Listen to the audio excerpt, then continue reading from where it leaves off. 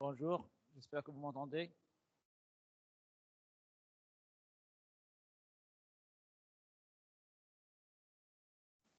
Oui, monsieur. D'accord, vous m'entendez? Bon. Bon, il est 11 heures, on devrait commencer avec les gens qui sont présents.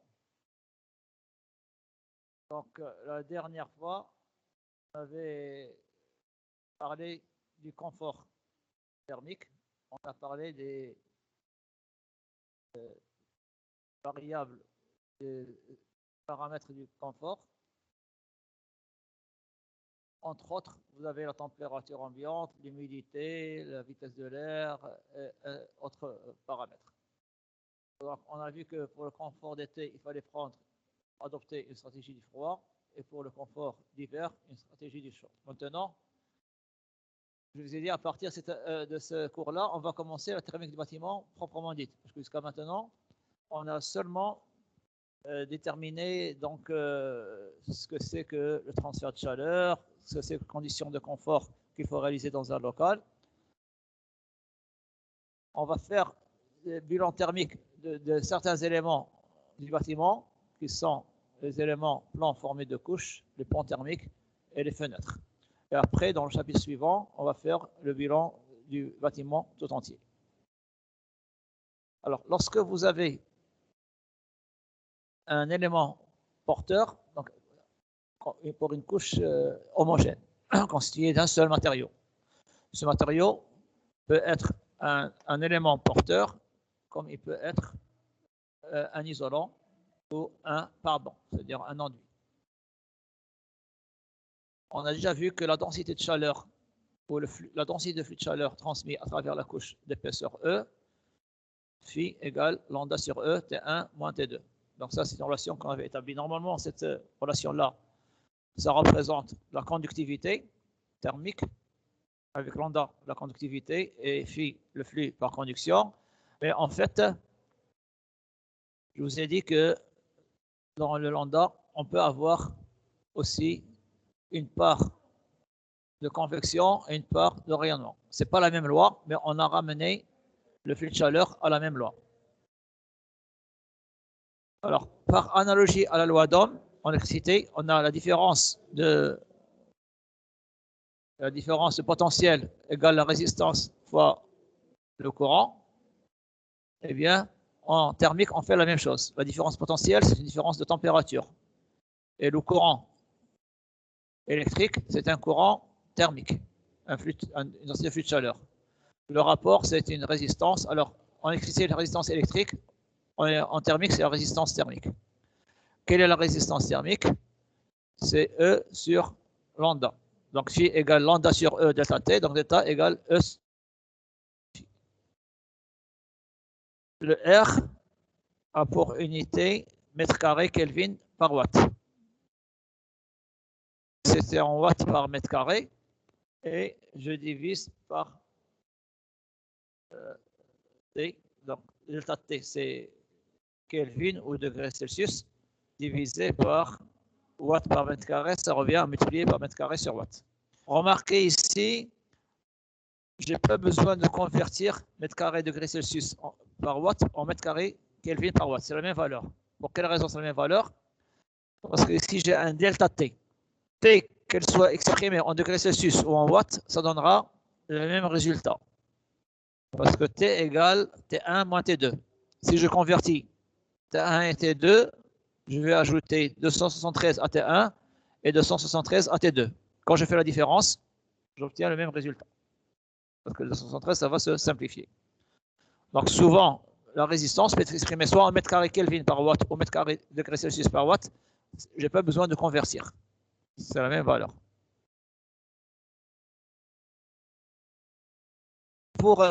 Quand il s'agit d'un échange non pas par conduction, mais par rayonnement ou par convection. C'est le cas des couches limites. Qu'est-ce que c'est que la couche limite? La température passe de la valeur ambiante, par exemple intérieure, à la température de paroi. Ce n'est pas la même température. Donc, il y a un delta T. Mais ce delta T ne s'effectue pas à travers une épaisseur. c'est une épaisseur très petite qu'on a appelée couche limite. Et donc, la loi est toujours la même. Le flux est égal à un coefficient de transfert thermique fois delta T. Seulement, dans le H, je vous ai dit, normalement, H, c'est 3 termes. Conduction, convection, rayonnement. Sur la couche limite, il n'y a que le rayonnement et la conduction. Ces deux valeurs-là, il y a des méthodes pour les calculer, mais nous, on ne va pas utiliser ces méthodes-là. On va donner à HR plus AC qu'on va appeler HS, c'est-à-dire de couche limite, eh bien, une valeur qu'on va lire sur un tableau directement. On n'aura pas besoin de la calculer, on va l'appliquer sur le tableau. Donc, le coefficient d'échange superficiel que j'appelais HS, c'est la somme des échanges par rayonnement et par convection. Et la résistance superficielle, dans ce cas-là, c'est l'inverse 1 sur HS. C'est-à-dire qu'on va soit phi égale HS fois delta T, soit delta T égale RS fois phi. Si vous voulez, hein. Donc delta T, différence potentielle, le potentiel ici c'est la température, est égal à la résistance thermique fois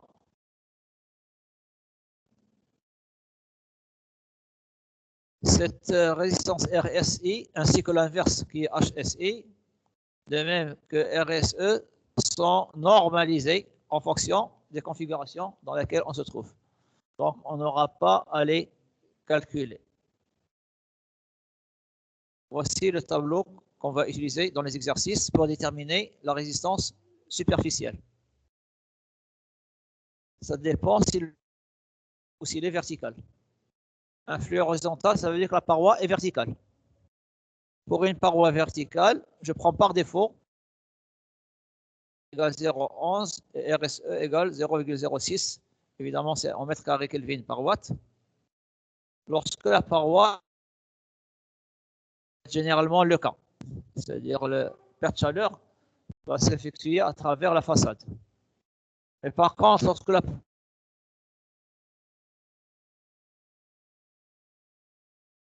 eh bien, le RSI égale RSE.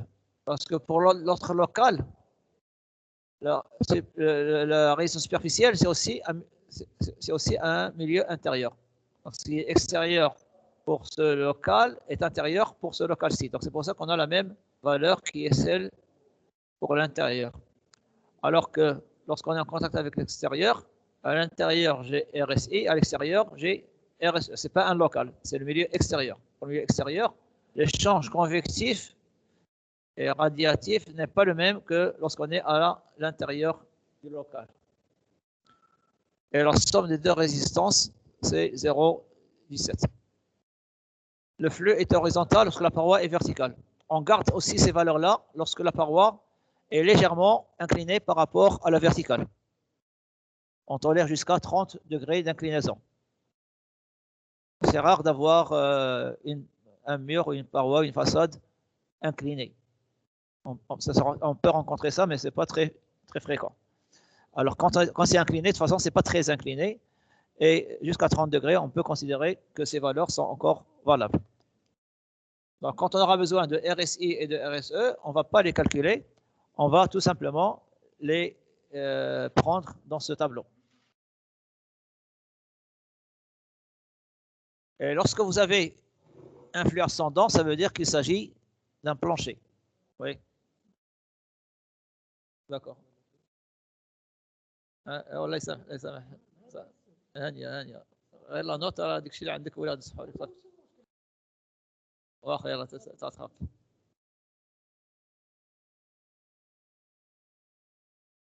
Il y a quelqu'un qui s'excuse d'avoir fraudé.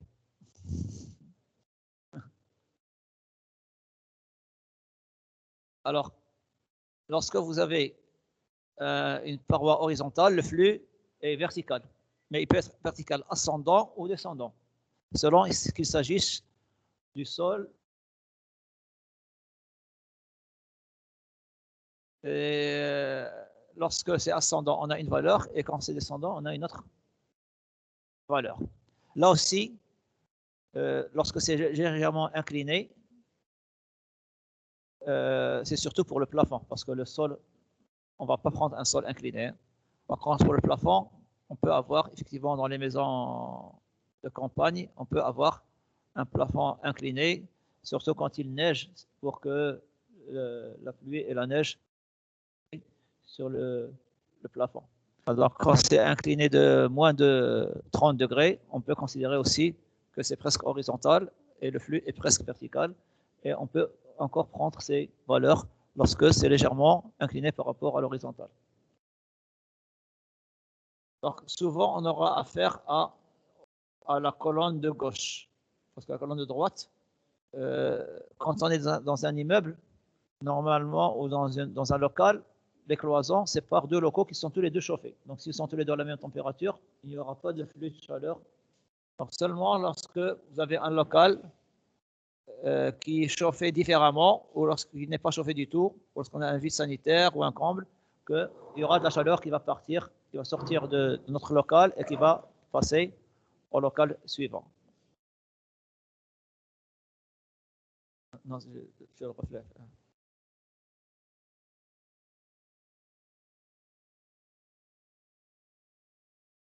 Merci.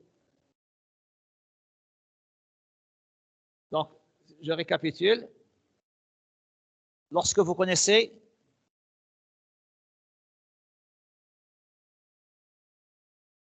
la conductivité de la paroi, lambda, par exemple, un mur en béton, on connaît le lambda du béton, il a une épaisseur E. Donc, sa résistance, ça va être E sur lambda. Mais je vous ai dit, donc là, il y a eu une chute de température à travers cette paroi, ce mur de béton qui a pour conductivité lambda et pour épaisseur E. Donc, il y a une relation entre le flux qui traverse le mur et la différence de température aux bornes du mur. Mais il y a aussi une autre chute de température maintenant entre la température ambiante et la température de surface. Parce que si vous touchez le mur, vous trouverez que la température du mur est plus faible que la température ambiante, parce que le mur est en contact avec l'extérieur. Et donc, cette chute de température aussi est due à une résistance. Mais je ne peux pas définir un lambda équivalent. Le lambda équivalent, on le définit lorsque la chute de température s'effectue sur E. Et dans ce cas, j'écris R égale E sur lambda, même si ce n'est pas de la conduction.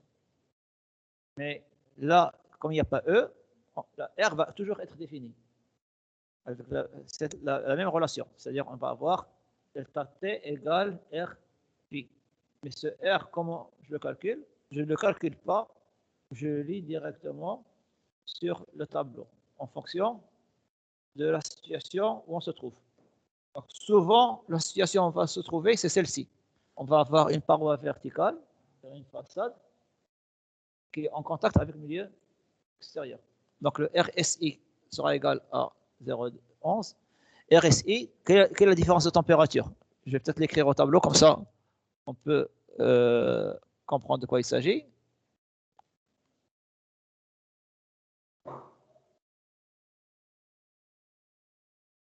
Donc, vous avez une façade. Donc là, vous avez TE, température. Et là, vous avez TI. TI est élevé, est grand, et TE est faible. Donc, la température est constante dans le local. Mais au contact de la paroi, la température va chuter, mais pas sur une épaisseur. Donc ici, j'ai TI, et cette température, je vais l'appeler TSI, température de surface intérieure. Je suppose que la paroi est uniforme, pour simplifier cet exemple. C'est-à-dire un voile en béton, par exemple. Donc, j'ai que du béton. Donc, le béton, il a lambda et il a une épaisseur E. Donc, il va y avoir une chute de température à travers la paroi. Quelle est la résistance ici? Donc là, la résistance est RSI. Et là, la température, la résistance R du mur est égale à E sur lambda. Après, ici, c'est la température de surface extérieure. Mais là aussi, il va y avoir une chute pour passer à la température extérieure. Donc là, il va y avoir un RSE. Donc RSI et RSE sont directement lus sur le tableau. Dans ce cas de figure, RSI égale 0,11, RSE égale 0,06. Si on n'était pas dans le cas d'une façade, ici j'avais un autre local qui n'est pas chauffé, on aura la même configuration, seulement le RSE sera égal à 0,11. Parce que pour ce local-là, on est aussi un milieu intérieur, ce n'est pas l'extérieur. L'extérieur de ça, c'est l'intérieur pour l'autre. Donc, on a deux situations. Il va y avoir une troisième situation. Troisième situation, c'est lorsque j'ai une double cloison. Une double cloison. Et ici, je vais avoir ici T1 et là, je vais avoir T2. On a dit, qu'est-ce qui va intervenir comme phénomène ici? C'est encore la convection et du rayonnement. Donc, je peux toujours écrire ici R, j'appelle G. Ça s'appelle ici une lame d'air. On a de l'air entre deux cloisons. Donc, on peut écrire aussi RG égale E sur lambda prime. Qu'est-ce que c'est que lambda prime? C'est une conductivité équivalente. Ce n'est pas de la conduction qu'on a. On a du rayonnement et de la convection, mais la loi est la même parce que ça se fait sur une épaisseur E. Alors là aussi, le RG, le lambda prime, c'est seulement une valeur équivalente. La lame d'air n'a pas une valeur fixe, lambda prime. C'est en fonction de la lame d'air qu'on a. RG est encore lu sur la table.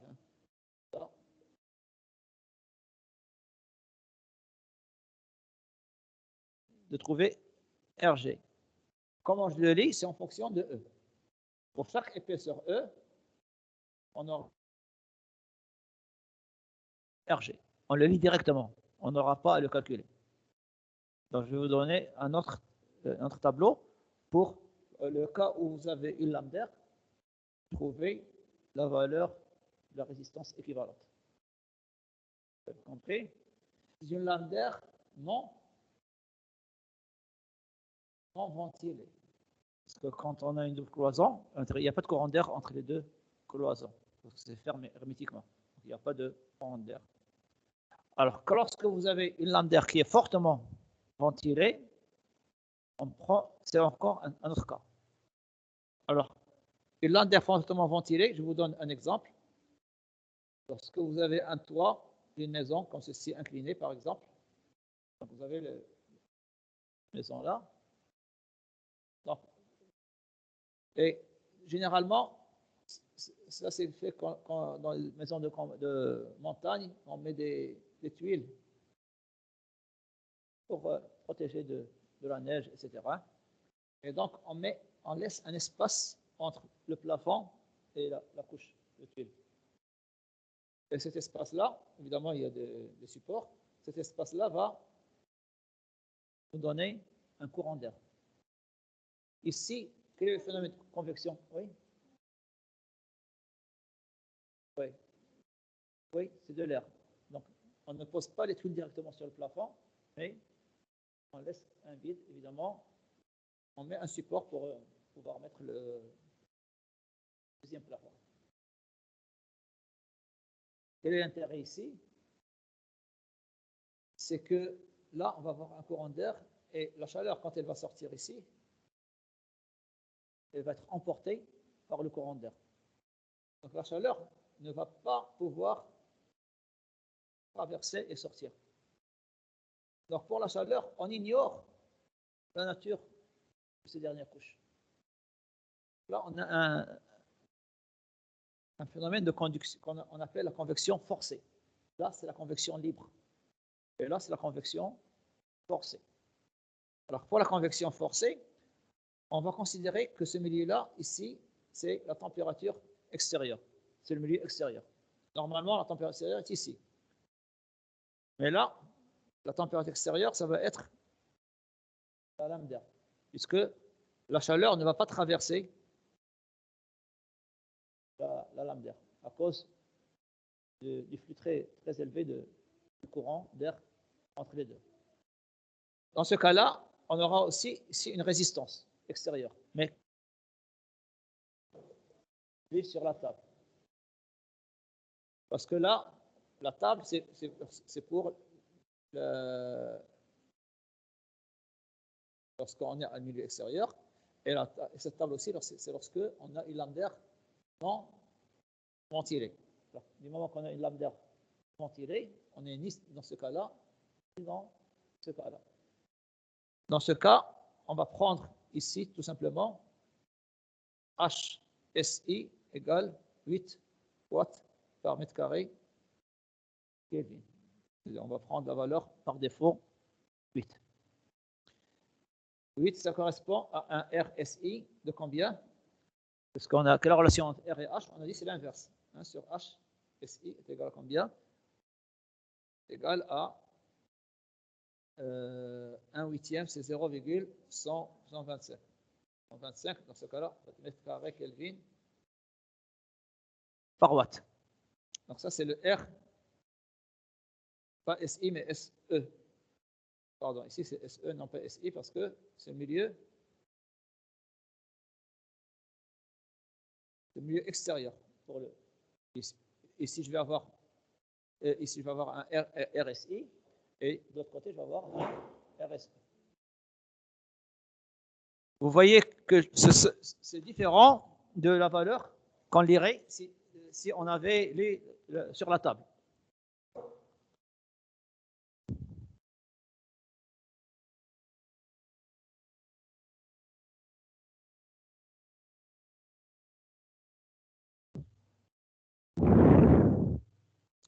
Alors d'abord, lorsque vous avez un espace limité, une lame d'air mince, je vous rappelle, c'est seulement lorsque on est en espace limité qu'on peut dire que la loi de la conduction est applicable, même concernant le transfert de chaleur. Parce qu'il n'y a pas de palier entre les deux, et donc une courbe qui présentait une droite. Donc on pouvait écrire la même loi. Alors, quand est-ce qu'on peut considérer? C'est lorsque l'épaisseur entre les deux parois est inférieure au dixième de la plus petite dimension de la paroi.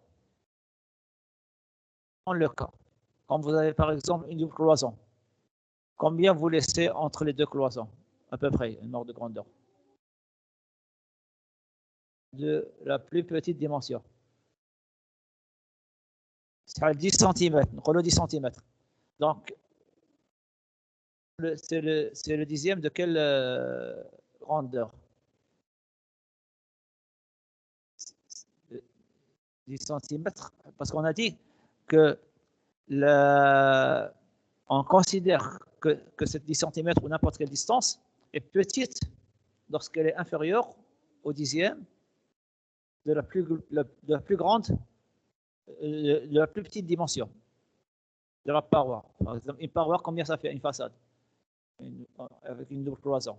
Là, il dit par exemple combien? On va dire 3 mètres sur 5 mètres. Sur 5 mètres pareil. Hein. Donc, de toute façon, 10% de 3 mètres, ça fait combien? 30 cm. Donc, si on prend 10 cm, c'est inférieur à 30 cm. Donc, on est dans le cas où on a le droit d'appliquer notre approximation. Donc, on est toujours pratiquement dans... Quand il y a une très grande distance par rapport, dans ce cas-là, on n'est plus dans une double cloison, mais on a une double porte, par exemple. Par exemple, des fois, on met une porte, et puis après, je laisse un grand espace après une autre porte. Et donc là, on n'est plus dans le cas d'une lame d'air. Mais là, c'est pas. Donc là, on a une double cloison.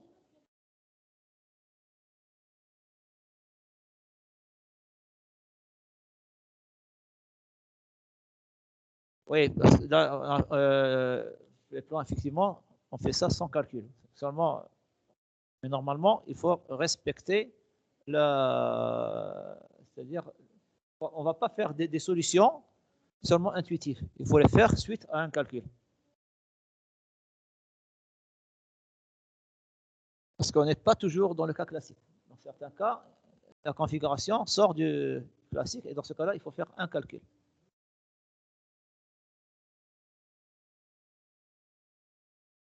L'architecte, ouais, normalement, c'est l'acousticien. L'architecte, il va vous donner, par exemple, l'épaisseur de la paroi. Et c'est à vous de voir ce que vous allez mettre dans cette paroi-là. L'architecte ne va pas vous dire on va mettre de la brique avec le laine de verre à telle épaisseur, etc. Ça, c'est un calcul de thermicien.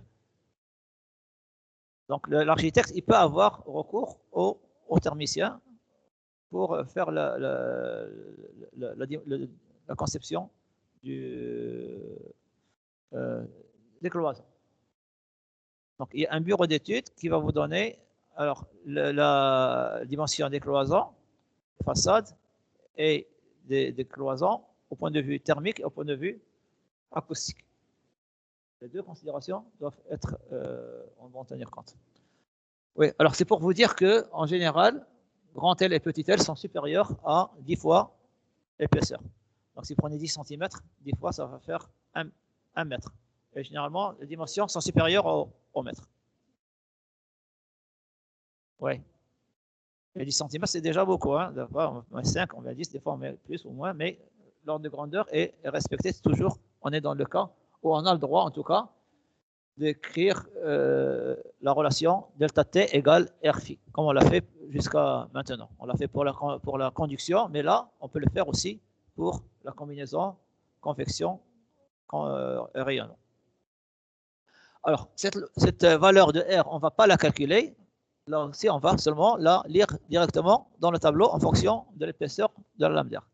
Avec 1 cm, vous avez 0,14 pour une lame d'air verticale, c'est-à-dire une façade verticale.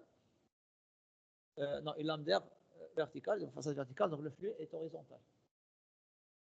Et puis, lorsque le flux est vertical, donc la lame d'air est horizontale, ou légèrement inclinée, comme c'est le cas de qu'on vient de voir, eh bien, on va lire d'autres valeurs en fonction de l'épaisseur.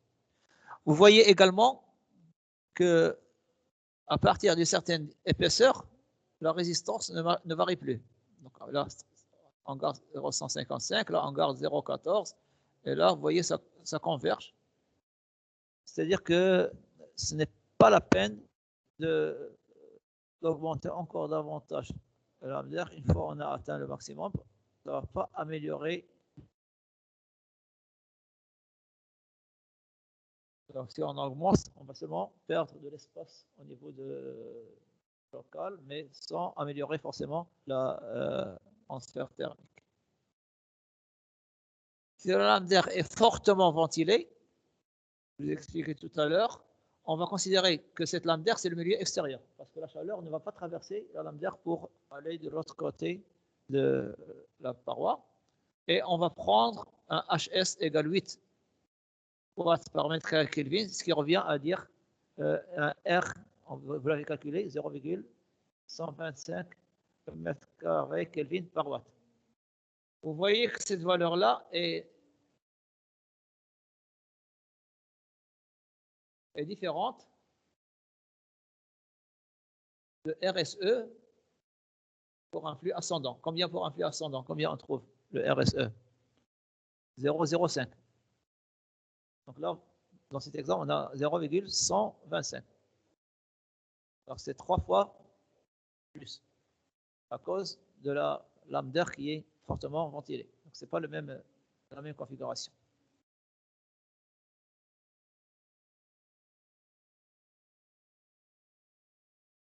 Et on peut toujours accorder, comme j'ai fait aussi, un lambda prime équivalent pour la lame d'air parce que la température chute sur une distance E. Donc je peux toujours écrire la relation delta T égale R phi avec R égale E sur lambda prime. Seulement ce lambda prime, ce n'est pas un coefficient de conductivité réelle, c'est une conductivité équivalente. Normalement, c'est 1 sur HS, HS étant le coefficient de transfert thermique qui est égal à HC plus HR, qui est la somme de deux coefficients de transfert par rayonnement et par convection. Mais on peut l'écrire, on peut définir un lambda prime si on en a besoin. Donc là, lorsque vous avez plusieurs couches homogènes, ça va être généralement le cas. On aura rarement seulement un voile de béton, rien du tout, à moins que ce soit une... Des fois, on a des parois qui sont préfabriquées et on les pose, et donc il y a un seul matériau homogène. On peut mettre une peinture à la fin, mais généralement, c'est un seul matériau. Mais la construction, normalement, on met un enduit pour finir la surface. On peut avoir une double cloison pour l'isolation thermique. Dans cette double cloison, on peut avoir un isolant, on peut avoir une lame d'air. Donc, il y a des couches. Et donc, la cloison n'est pas considérée supposer dans un premier temps qu'elles sont homogènes. Et on peut avoir des couches qui ne sont pas homogènes. Lorsque j'ai une porte, par exemple, dans une couche, vous avez une partie de mur et une partie de la porte. Ce n'est pas une couche qui est homogène.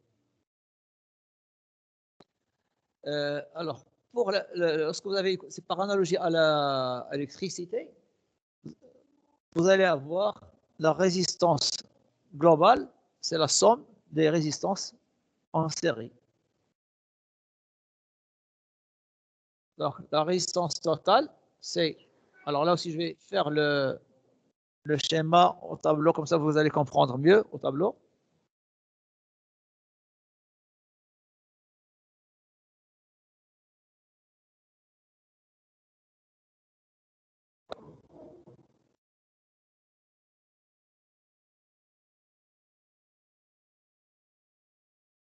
Je vais effacer, je vais mettre un cas plus général.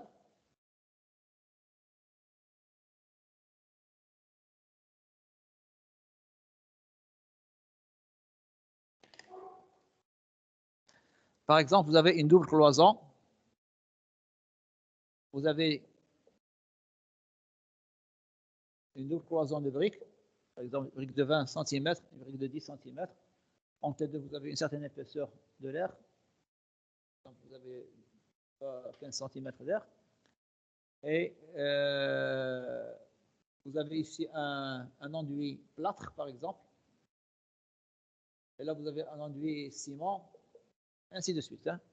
Donc, vous avez plusieurs couches. Chaque couche est différente l'une de l'autre. À l'intérieur, vous avez une température TI.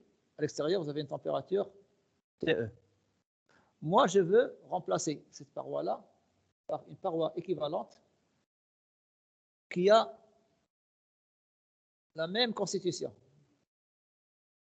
Paroi homogène.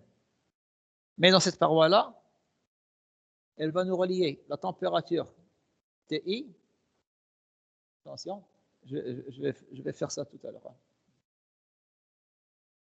Voici une paroi équivalente. Alors, tout d'abord, TI, il y aura une première chute de température pour avoir TSI. Donc là, ce que j'ai ici, j'ai RSI. Et puis, je vais avoir des chutes successives jusqu'à TSE. Chaque couche, il y aura une chute de température. La chute, plus la paroi est isolante, et plus la chute va être élevée. Ça, c'est l'intérieur. Après, on va aller ici, température surface extérieure, et là, on aura la température extérieure. Donc, la température chute de l'intérieur jusqu'à l'extérieur. Hein? À l'intérieur, il fait chaud, à l'extérieur, il fait froid. Donc, la température va chuter en passant de l'intérieur vers l'extérieur. Normal. Donc, ce schéma-là, on avait un seul matériau. Là, on a plusieurs matériaux. Donc, on va prendre ici TSI, et là, on va prendre TSE, et on va supposer qu'on a ici un seul matériau, avec un seul R total. N'est-ce pas? Donc, normalement, on a TSI moins TSE, c'est égal à TSI moins TSET, plus T moins CT, etc. Alors, lorsque je vais faire la somme, le flux qui traverse ici, on va considérer qu'on a le même flux qui traverse, mais avec une seule résistance. Et cette résistance, c'est la résistance équivalente à toutes ces résistances. Alors, la résistance T équivalente, c'est la somme de toutes les résistances rencontrées. C'est-à-dire sigma des résistances qui sont sous forme de conduction, c'est-à-dire EI sur lambda I. Donc là, on aura un lambda 1, lambda 2, etc. Et quand on a une lame d'air, on a une sous la forme plus sigma des RGJ, toutes les lames d'air. Normalement, il y en aura une seule, mais des fois, on peut avoir deux lames d'air, surtout pour les triples vitrages. Vous avez deux lames d'air et 3 couches de vitres. Donc ça, on appelle cette résistance surface en surface. Mais moi, ce qui m'intéresse, c'est une relation qui relie non pas TSI et TSE, mais qui relierait plutôt TI à TE. Donc,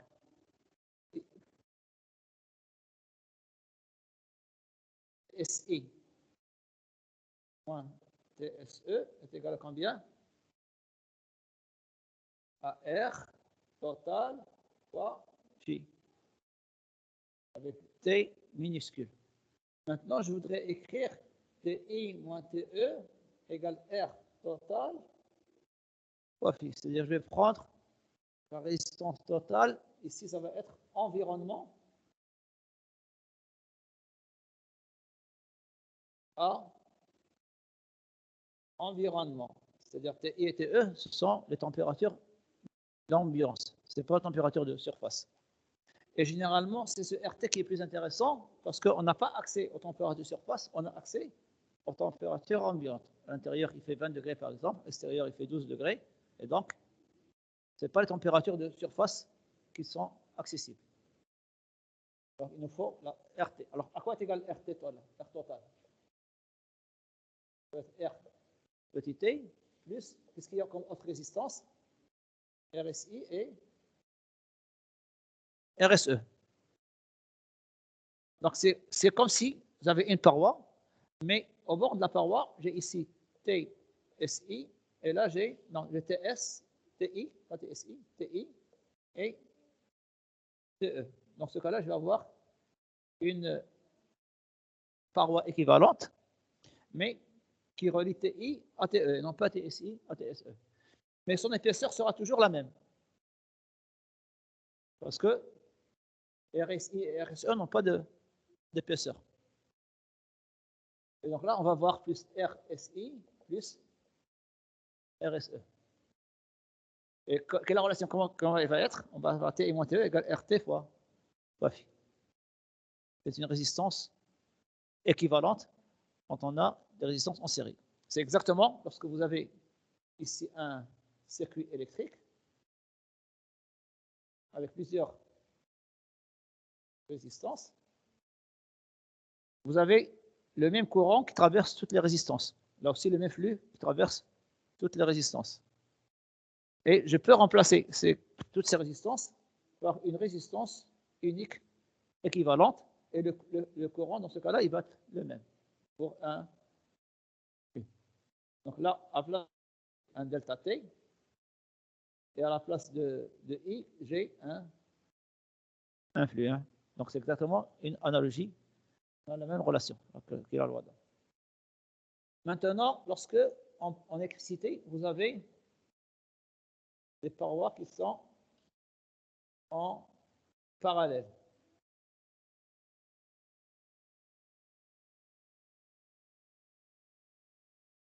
Donc, vous allez avoir un flux total, un I, et puis vous allez avoir ici un I1, et là un I2. Donc, mais aux bornes de I1 et aux bornes de I2, vous avez le même potentiel. Alors, c'est ce qui se passe pour les parois en parallèle. Vous allez avoir la même température des deux côtés, mais comme la paroi n'est pas homogène en surface, vous allez avoir une partie qui a une résistance et une autre partie qui a une autre résistance. Mais au bord de ces deux résistances, vous avez la même différence de température, comme ici. Bon, et chaque paroi, d'ailleurs, elle-même peut être réduite à une paroi équivalente. Parce que là, ce sont des couches qui sont homogènes. Oui. Donc, chaque côté a une couche homogène.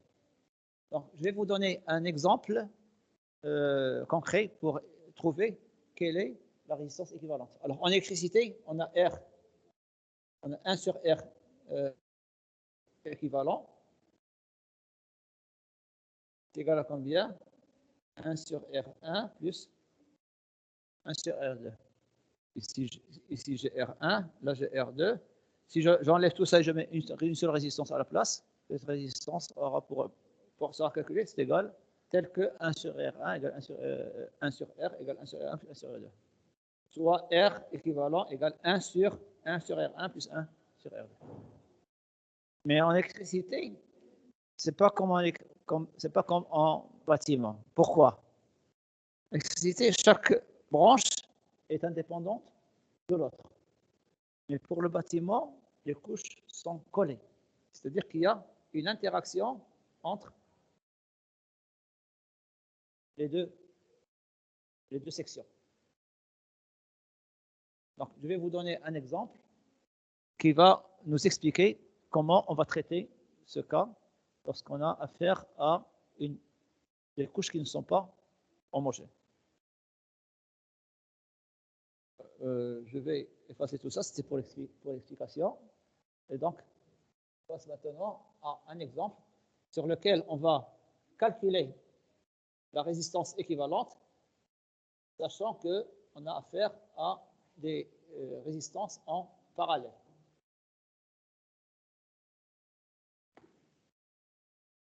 Pour cela, je vais faire une figure avec une coupe horizontale. Et donc, avec une coupe horizontale, je vais avoir un mur ici, avec ici l'intérieur et là l'extérieur, donc c'est une coupe. Mais en coupe, quand je regarde le mur, chaque section a une constitution différente. Donc on a deux sections qui sont en parallèle, donc deux résistances en parallèle. Mais chaque couche elle-même est constituée de couches homogènes. Je vais prendre un exemple.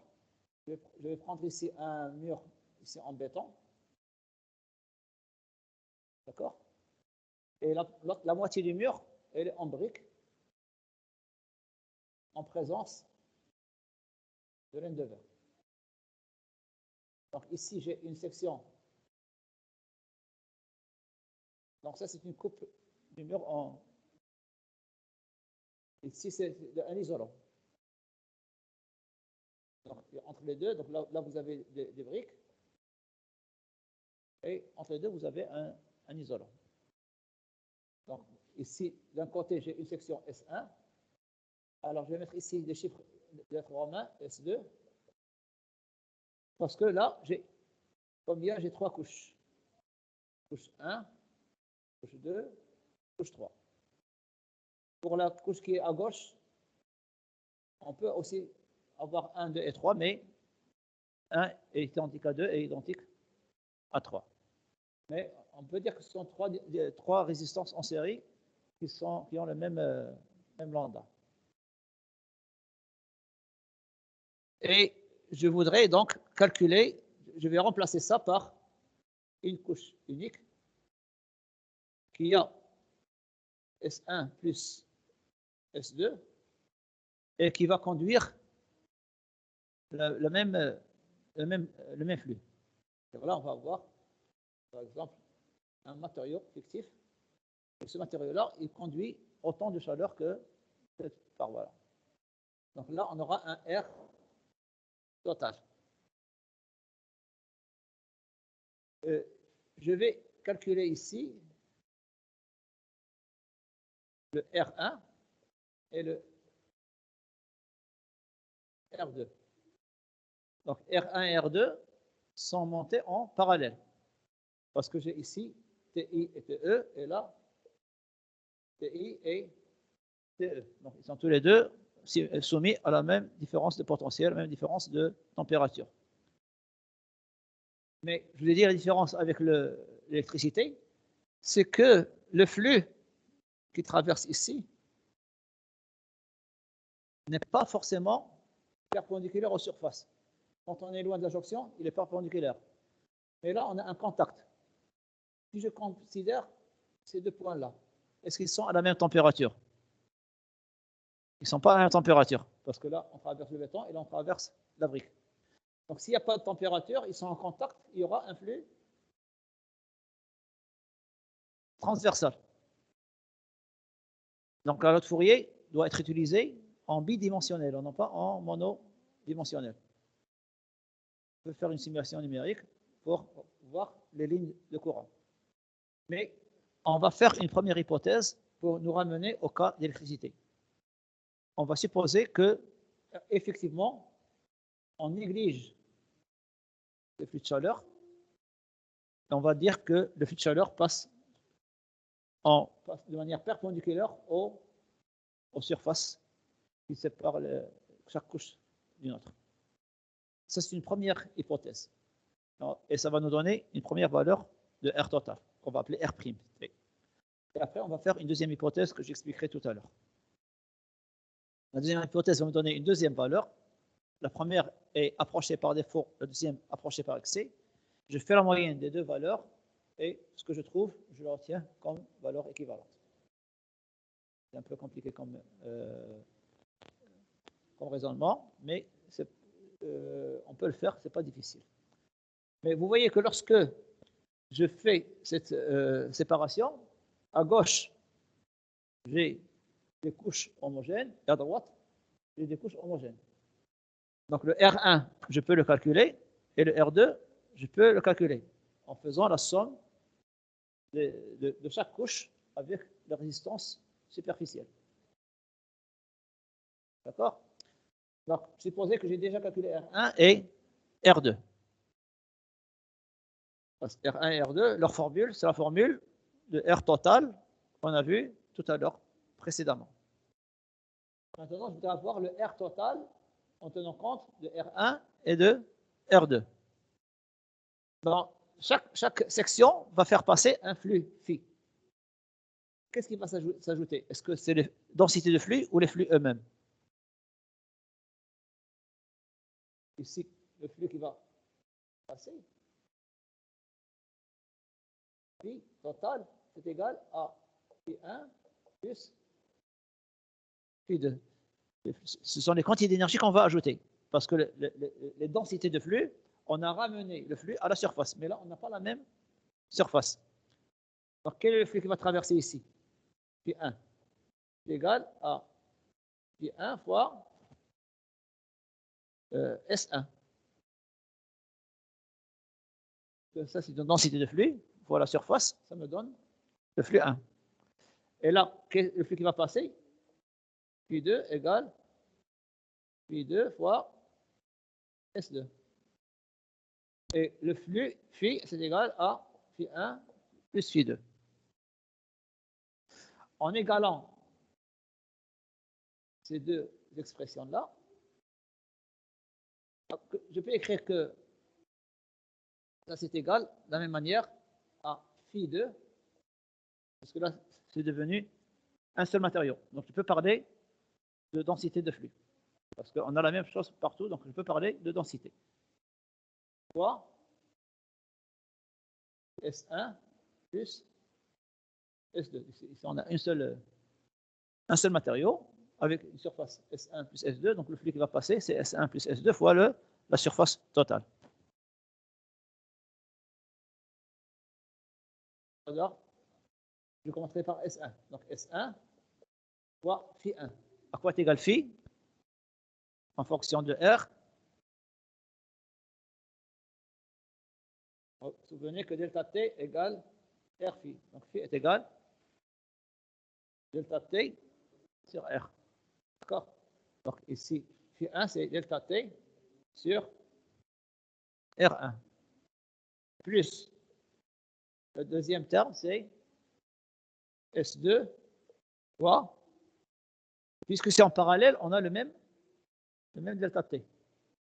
Delta T sur R2 est égal, ici, on va avoir S1 plus S2 fois delta T sur la surface, sur la résistance équivalente que je vais appeler RT, mais avec un prime parce que c'est une première valeur. En simplifiant par delta T, je vais avoir à quoi va être égal R'T. C'est l'inverse de S1 sur R1, S2 sur R2.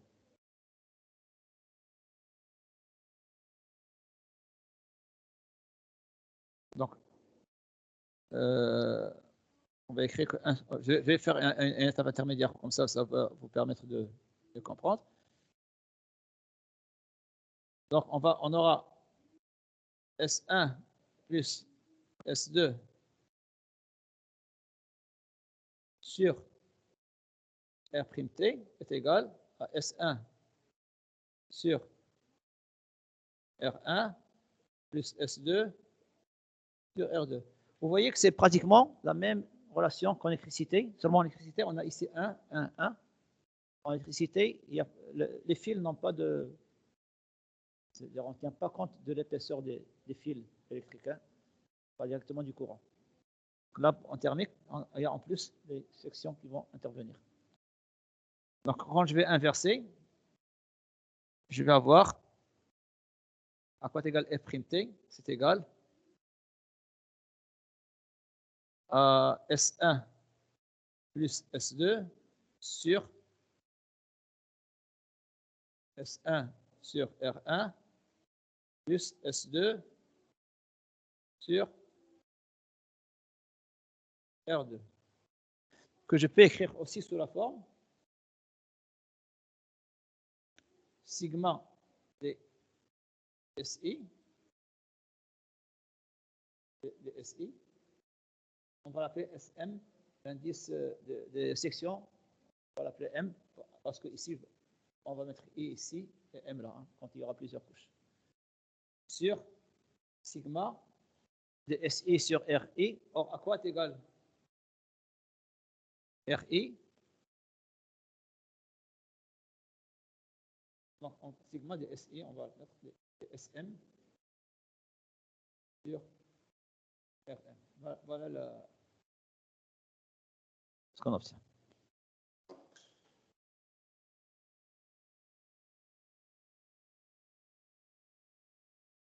Donc ça, c'était des explications et des démonstrations qu'on va retrouver dans le cours.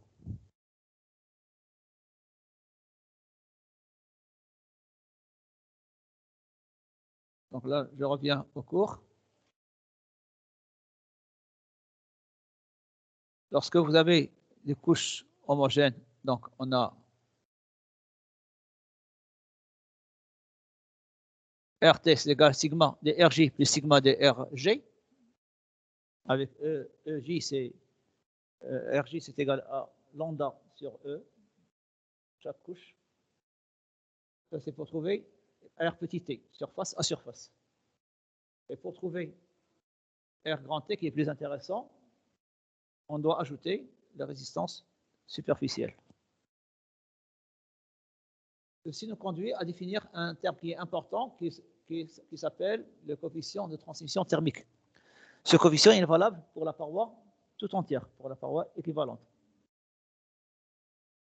C'est ce coefficient-là qui va nous permettre de vérifier la conformité de la paroi à la réglementation. Voilà, la paroi équivalente, c'est pour définir ce coefficient de transmission, qui est l'inverse, tel que le flux qui traverse la paroi, c'est égal au coefficient de transmission fois TI moins TE, et Une fois que je connais le U, je peux savoir quelle est la relation qui existe entre le flux et la différence de température. Alors, si je connais les conditions atmosphériques d'un site, je peux limiter le flux de chaleur par la réglementation, parce qu'on ne doit pas perdre beaucoup de chaleur dans un bâtiment. Même si ça nous coûte plus cher pour le chauffer, on n'est pas libre de consommer autant d'énergie qu'on veut. Parce que la consommation d'énergie, ça nuit à l'environnement. Donc, pour des questions écologiques, on doit limiter les pertes de chaleur à travers le bâtiment. Et pour les limiter, il y a une condition sur la U, c'est-à-dire sur la paroi. Chaque paroi a une condition U, en tenant compte évidemment toutes les sections. Donc, on calcule le U et on compare avec la valeur réglementaire. Si elle compte, il faudra redimensionner et reconcevoir les cloisons. Donc, ce coefficient de transfert thermique est important parce que c'est lui qui va intervenir dans la réglementation thermique. Maintenant, lorsque vous avez des couches qui ne sont pas homogènes, comme l'exemple que je vous ai dit, là c'est le cas général, là vous avez 4 sections, 1, 2, 3, 4 sections, et chaque section est composée soit de 2, soit de 4. Chaque section peut être composée de 1 jusqu'à 4, par exemple. Là, on a 4 couches, mais généralement, on va avoir des couches de I jusqu'à N et des sections de 1 jusqu'à M. Donc, on a plusieurs couches et plusieurs sections.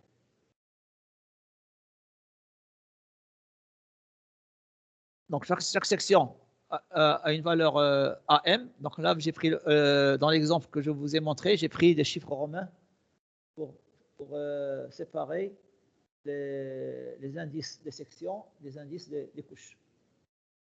Donc, on aura ici, M varie dans cet exemple de 1 jusqu'à 4. On a 4 sections. Et J, l'indice J, varie de 1 jusqu'à 4 aussi. 1, 2, 3, 4. 4 couches et 4 sections. Donc, il y a une matrice. Chaque zone se situe dans une couche et dans une section. RMJ, c'est la résistance de cette portion-là qui se trouve dans une section donnée et dans une couche donnée.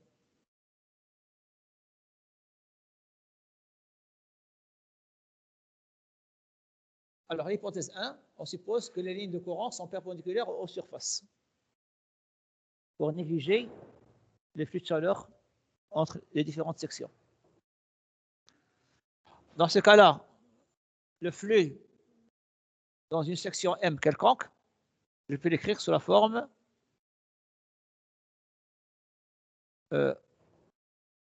A fois petit phi. A, c'est la section, et petit phi, c'est la densité de flux. À quoi est égal petit phi? C'est 1 sur R fois delta T. Delta égale R phi, donc phi égale delta T sur R. On va voir A sur R delta T pour chaque section. On peut même introduire le coefficient de transmission. On peut travailler avec le R, on travaille avec le... Mais à quoi est égal le RM dans chaque section? Puisque toutes les sections sont homogènes, c'est la somme de tous les RMJ qui constituent la section M. Donc, RM, c'est ce qu'on a dit, on l'appelait R grand 1 ou R grand 2 pour une section donnée. Même matériau. Voilà. Pour chaque section, si je prends uniquement cette section-là, vous voyez, ce sont des couches homogènes. Couche homogène, couche homogène. Les couches homogènes. Pour chaque section, la couche est homogène. Pour la section entière, la couche n'est pas homogène. Vous avez ici un matériau, un autre matériau, un autre matériau. Donc à chaque fois, vous avez un matériau différent.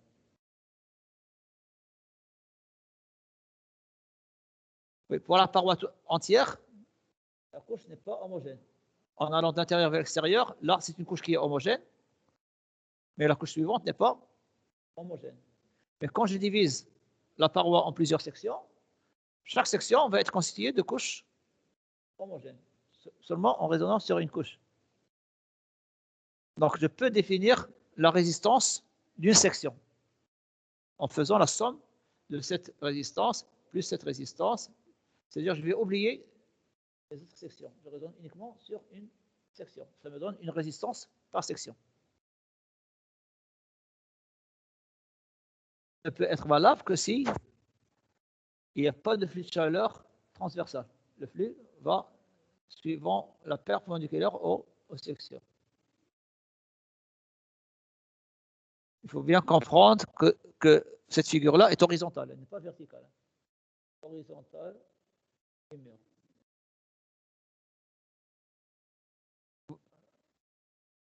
Elle n'est pas homogène. Ce n'est pas une paroi homogène. C'est une paroi constituée de couches homogènes. Chaque couche est homogène, mais la paroi n'est pas homogène. Donc, c'est l'exemple de tout à l'heure. Quand on a une paroi constituée de couches homogènes en série, la résistance totale, c'est la somme de toutes les résistances pour chaque couche.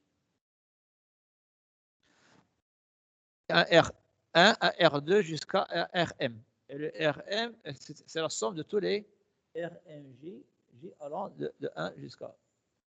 Normalement, on doit ajouter aussi les résistances superficielles. Parce qu'on s'intéresse à R grand T. Donc, en fait, ici, il y a combien de couches? 1, 2, 3, 4. Mais en fait, il y en a 6. Il y a aussi les couches limites. Si je veux considérer la température intérieure, la température extérieure. Donc, dans la résistance R grand T que j'ai pris tout à l'heure, dans l'exemple, c'est la somme des résistances qui sont en série, plus RSI, plus RSE. Parce que c'est de environnement à environnement. Parce que le grand U est basé sur R grand T et non pas sur R petit t.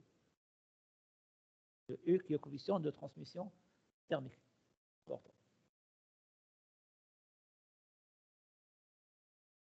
Maintenant, si je prends le flux total peut être exprimé avec la même relation, mais avec la résistance totale, qui est équivalente. Et la surface totale, c'est la somme de toutes les sections. Si je fais la somme de toutes les sections, je vais trouver la section.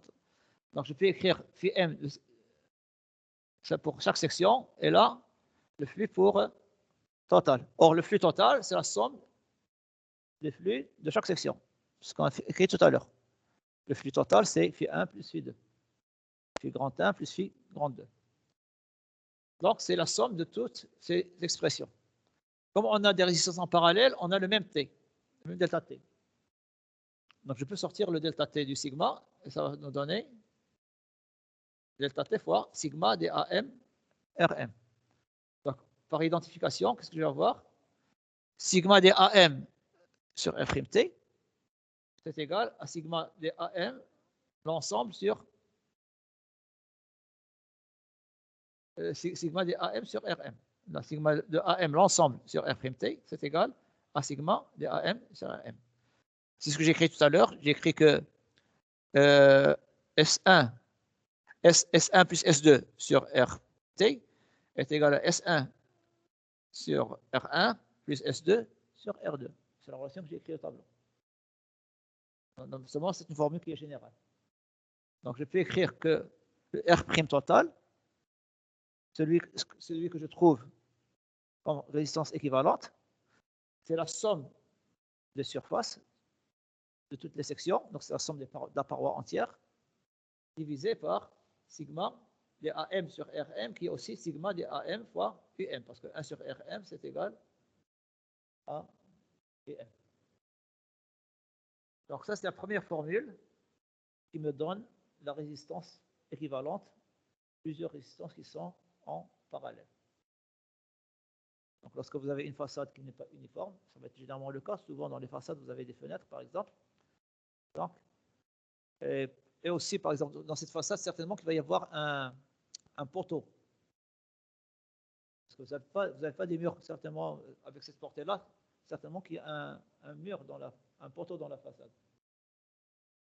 Et donc les couches ne sont pas uniformes. Vous allez avoir des briques, puis vous allez rencontrer un poteau et puis des briques. Donc les couches ne sont pas homogènes. Quand les couches ne sont pas homogènes, si je veux remplacer cette façade par une paroi équivalente qui serait homogène avec une certaine résistance, pour pouvoir calculer le U équivalent, et c'est ce U qui va être réglementaire ou pas, il faut faire ce calcul qu'on est en train de faire. Mais la valeur est approchée par défaut. C'est-à-dire qu'on sous-estime R quand on fait ce calcul, parce qu'on a négligé les transmissions transversales. Maintenant, quelle est la deuxième hypothèse qu'on va faire? Cela, je vais vous expliquer au tableau sur le même exemple. Je ne vais pas raisonner sur les sections, mais je vais raisonner sur les couches. C'est-à-dire que je vais remplacer cette couche-là, qui n'est pas homogène,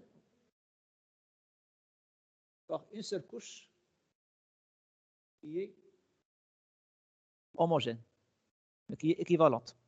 Là, je vais prendre ici une première couche. C'est un matériau qui a une valeur lambda prime 1. Normalement, j'ai deux matériaux. Ce matériau-là, c'est un lambda de la section 1 et de la couche 1. Là, c'est le lambda de la section 2 avec la couche 1. Je vais remplacer ces deux matériaux-là par un seul matériau de la couche 1. C'est-à-dire que je vais remplacer ces sections qui sont différentes par une section unique. Et dans cette section, vous avez toutes les couches qui sont homogènes. Donc, il faudrait savoir quelle est la relation entre ce lambda prime 1 et le lambda 1, 1 et le lambda de 1. Mais je n'ai le droit de faire ça qu'en faisant une deuxième hypothèse. C'est quoi la deuxième hypothèse? Si jamais j'ai une couche unique, quand je vais considérer ce point-là et ce point-là, non. Mais dans la réalité, ce point-là et ce point-là, est-ce qu'ils sont... Quelle est l'hypothèse qu'on va faire pour pouvoir faire ce calcul? Pour une couche, on a la même température. C'est-à-dire que chaque couche est isotherme. Donc, c'est la deuxième hypothèse. En faisant cette hypothèse, on a le droit de remplacer chaque couche par une couche équivalente qui conduirait à la même quantité de chaleur. Et on fait le calcul de la nouvelle résistance qu'on va obtenir. Donc, je vais faire le calcul en faisant cette hypothèse. Donc, quel est le flux qui va traverser la première couche? Sachant qu'on a ici lambda 1, 1, et que là, on a un certain delta T. Alors là, le delta T, ça va être le delta T 1. On a le même delta T parce qu'on a supposé que c'est isotherme. Donc, à quoi est égal le flux qui va traverser la couche 1? Flux 1, 1. La couche qui va traverser 1. Mais ce n'est pas la peine de mettre 1 parce que le flux qui va traverser 1, c'est le même qui va traverser 2, c'est le même qui va traverser 3. Donc, il y a un seul flux. Mais par contre, le flux qui va traverser à gauche, ce n'est pas le flux qui va traverser à droite. Le flux phi 1, à quoi est égal? C'est S1 fois phi 1. À quoi est égal phi 1? On peut sauter une étape en fonction de la résistance. C'est delta T sur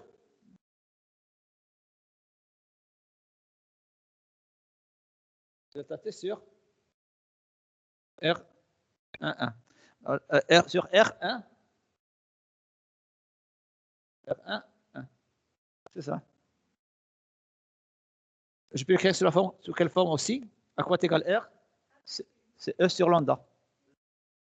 Ce n'est pas U, parce que E, c'est qu'on considère l'ensemble. D'accord?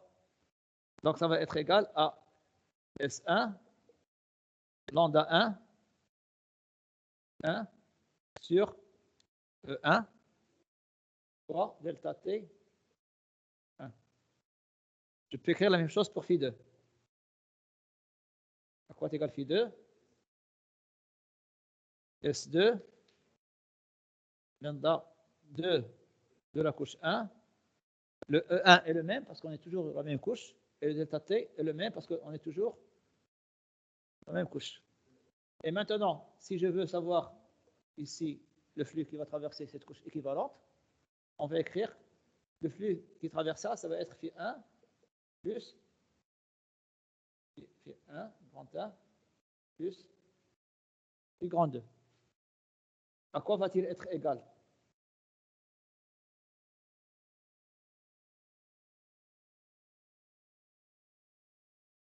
À quoi est-il égal? Toujours d'après la même définition. On va appeler. Ici, on a quelle section? On a S1 plus S2. D'accord? Et puis, c'est une couche. C'est exactement ce qu'on a fait pour ça. On l'a fait pour ça, on va le faire pour l'ensemble. Seulement pour l'ensemble. Qu'est-ce que j'ai? J'ai le lambda prime. Hein?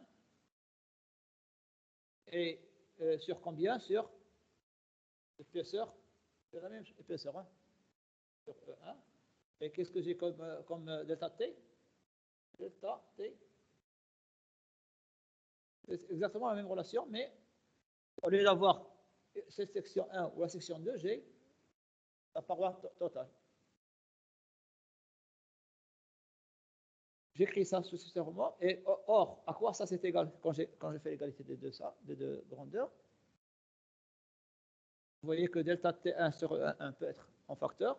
Ça va être S1 lambda 1 plus S2 lambda 2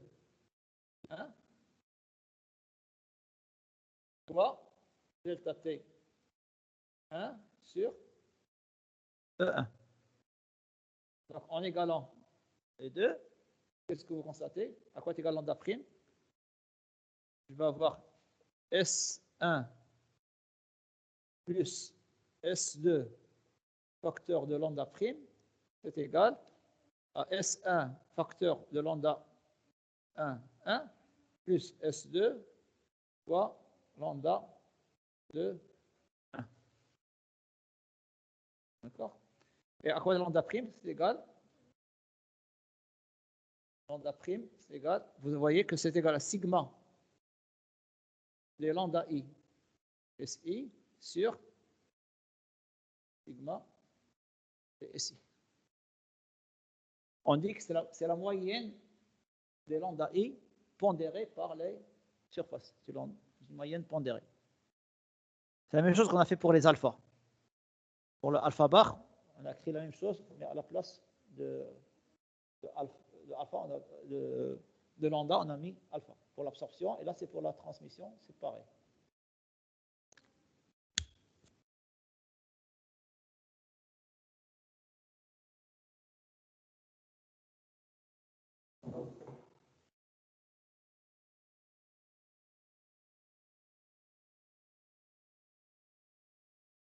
Et je vais refaire la même chose pour la couche 2, pour trouver une deuxième couche.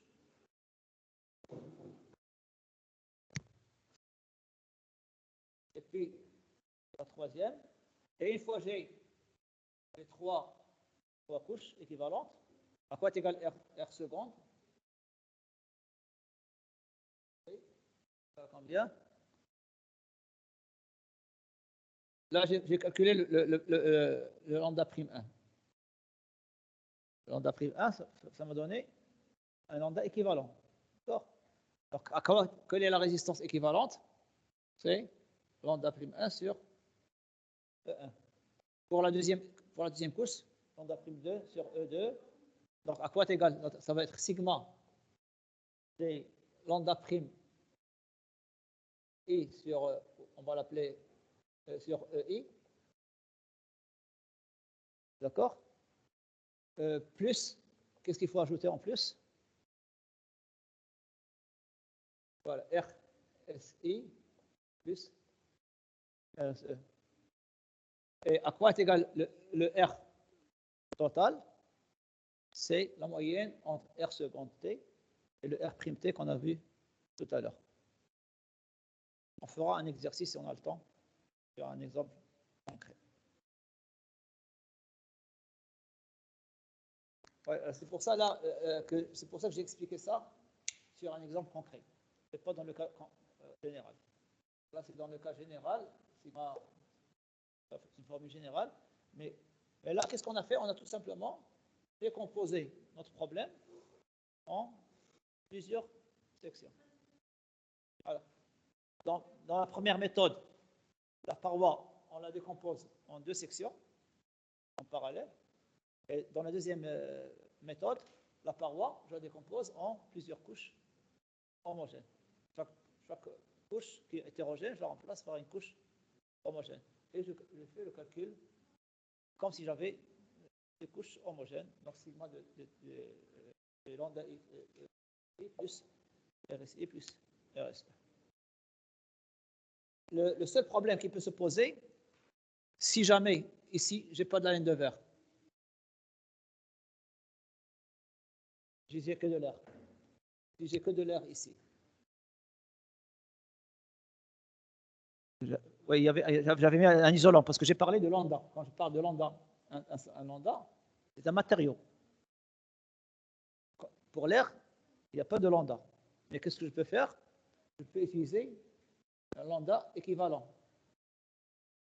Lambda prime qu'on a, puisque le RG, on va écrire le RG, c'est égal à E sur lambda équivalent. Et le lambda, je le tire de cette formule-là pour l'appliquer au calcul.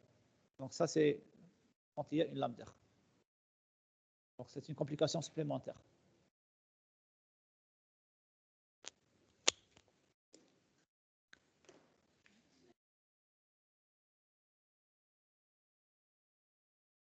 On peut mettre de la laine de verre, il y a plein d'isolants. La laine de verre, c'est un matériau, la laine de verre ou la laine de roche, c'est un matériau qui est en même temps absorbant acoustique et aussi un isolant thermique.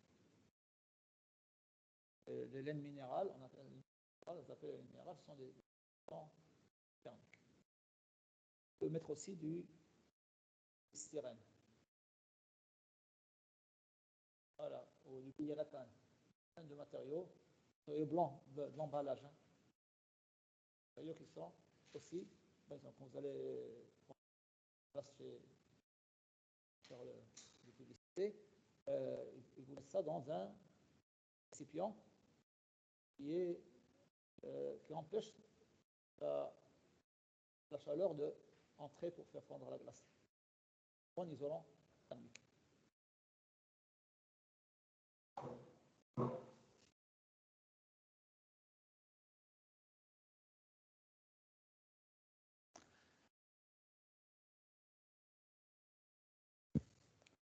Donc, hypothèse 1, on suppose que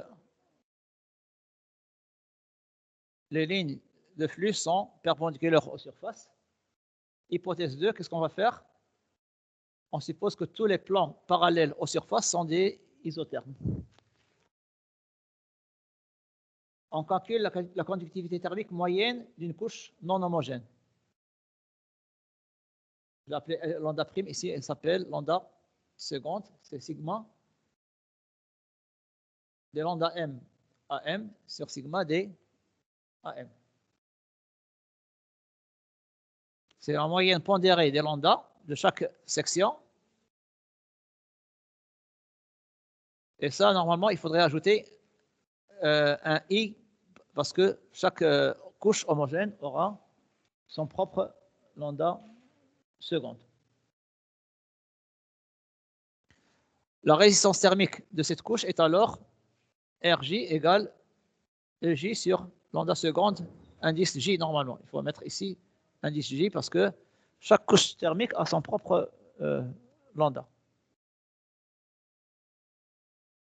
La résistance thermique totale est alors la somme de toutes les résistances équivalentes de chaque couche définie de cette manière, et j'ajoute la résistance superficielle, j'obtiens alors une valeur approchée par excès. Et qu'est-ce qu'on va retenir comme valeur? On prend la moyenne de R' et de R. Donc, on fera normalement encore un autre exercice plus tard pour pouvoir, si on n'a pas le temps, donc je vous donnerai l'exercice de solution, parce que là, vous êtes vraiment les gens les plus en retard par rapport aux autres, à vos camarades. Pour j'ai pratiquement fini le cours. Alors, pour les points thermiques, là, on a déjà vu première déperdition qui est due aux surfaces. C'est un flux surfacique. Vous avez une surface et un flux qui est perdu à travers la surface. Il y a aussi un autre mode de perte de chaleur, mais seulement la chaleur ne se transmet pas à travers une surface, mais à travers une longueur. Donc on aura un flux linéique et non pas un flux surfacique. On peut même avoir un flux ponctuel, c'est-à-dire la chaleur sort par un point. Alors, exemple, c'est ce qu'on va faire aujourd'hui. Hein. Tout ça, ça s'appelle des ponts thermiques. C'est des zones où on aura des pertes ou des fuites de chaleur, non pas à travers une surface, mais à travers un contour ou à travers tout simplement un point. Évidemment, pour que la chaleur sorte par un point, il faut vraiment qu'au niveau de ce point-là, la conductivité soit très grande. Par exemple, si vous avez un porte-à-faux, au lieu de le retenir par un poteau en béton, on peut mettre une tige métallique qui le traverse. Et donc, la tige métallique est très conductrice de la chaleur. Donc, si on a une tige métallique qui relie l'intérieur à l'extérieur, par cette tige, il y aura de la chaleur qui va sortir, ça ne va pas être négligeable. Donc, c'est une fuite de chaleur. Donc, si vous voulez, au tableau, je vais vous mettre des exemples, quelques exemples, et après, on va voir le reste comme des exemples qu'on peut rencontrer. Des exemples où on va avoir des pertes de chaleur, non pas à travers une surface, mais à travers une longueur ou à travers un point. Ça s'appelle des ponts thermiques, c'est-à-dire des défauts d'isolation. En acoustique, on n'a pas vu, mais il existe aussi des ponts phoniques en acoustique.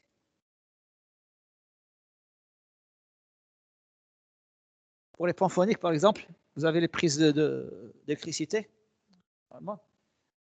Ils relient les deux locaux. Et donc, il peut y avoir du son qui va venir de l'autre local à ce local-là à travers le trou, par exemple. Hein. Donc ça, c'est une fuite. Hein. Ça s'appelle un pont phonique. De même, il peut y avoir des ponts phoniques pour les bruits de choc.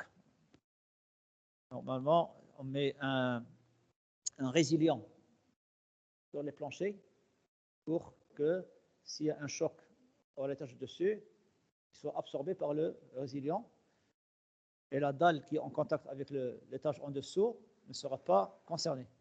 Et des fois, en coulant le béton sur le résilient, il y a du béton qui va fuir, il y aura une fuite et il va toucher le béton qui est en contact avec la dalle.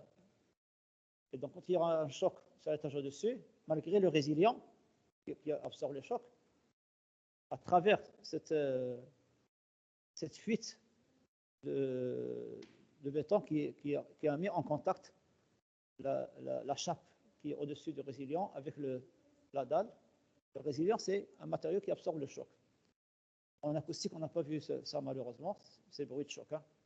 Mais vous pouvez voir, on utilise ce qu'on appelle la dalle flottante. La dalle flottante, voilà, quand il y a une phase comme ça, il y aura un choc qui va être transmis en bas. Oui, c'est aussi. Voilà, on ne voit pas. Alors justement, alors quand il y a un défaut aussi à travers ça, généralement c'est lors du coulage du béton que des fois, si ce n'est pas bien étanche, il y a du béton qui va s'infiltrer et ça va constituer un pont phonique. Un pont phonique pour le bruit de choc.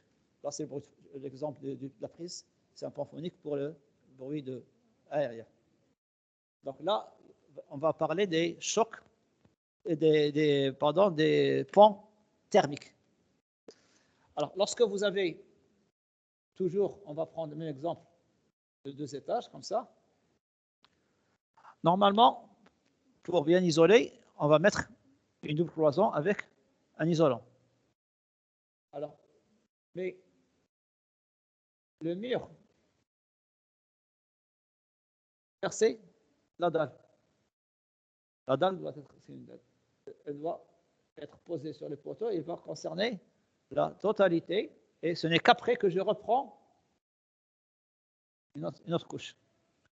Donc là, la chaleur va passer du milieu intérieur vers le milieu extérieur, une petite quantité de chaleur, mais dans la jonction, dans tout le contour de la dalle. Ce point-là est directement lié à l'extérieur avec du béton, qui n'est pas un bon isolant thermique. Donc il y aura de la chaleur qui va sortir, mais elle va sortir seulement par le contour de la dalle. Il ne va pas sortir par une surface.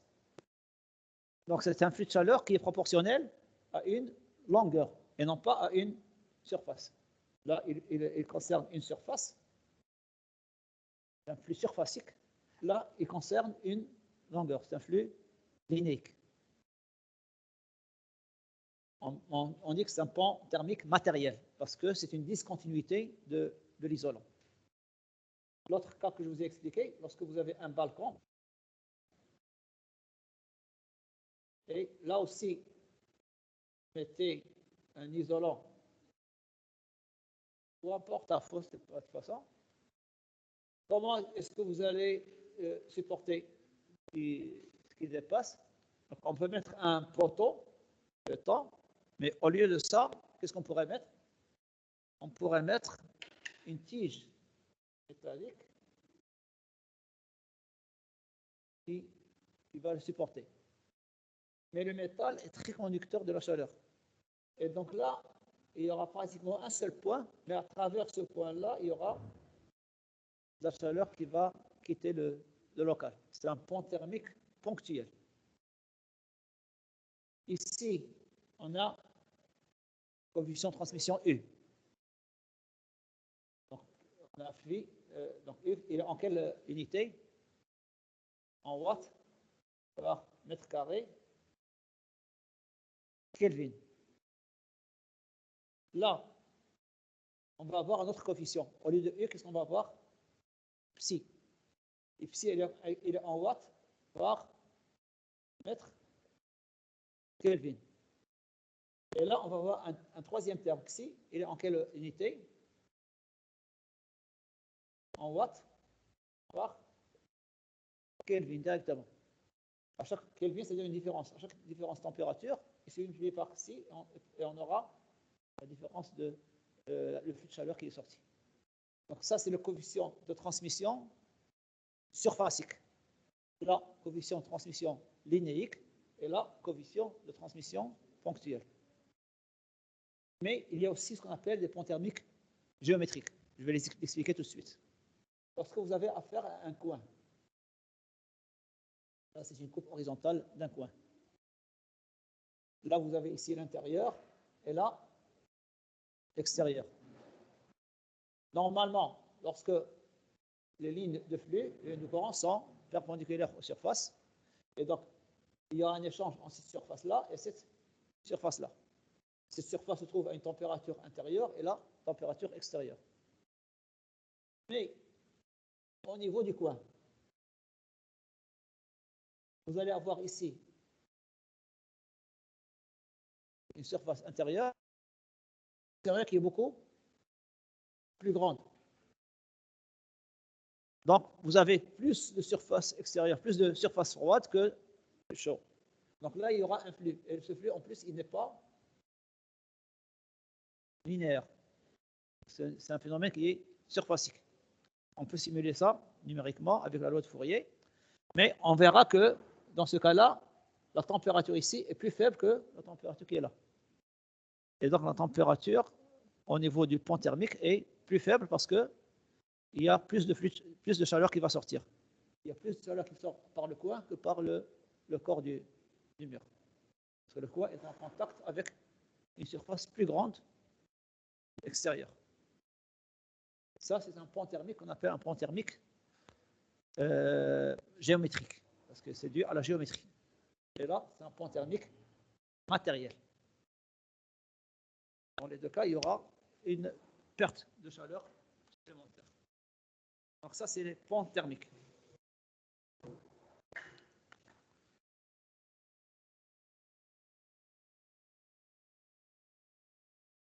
Donc, définition, c'est une faiblesse de résistance thermique qui peut être due donc, à une discontinuité de la couche isolante. Il existe des ponts thermiques géométriques pour les angles et les coins, même les coins qui c'est encore plus, parce que là, c'est tridimensionnel, c'est pas seulement bidimensionnel. Pont thermique matériel, parce que il y a une discontinuité au niveau de la couche isolante.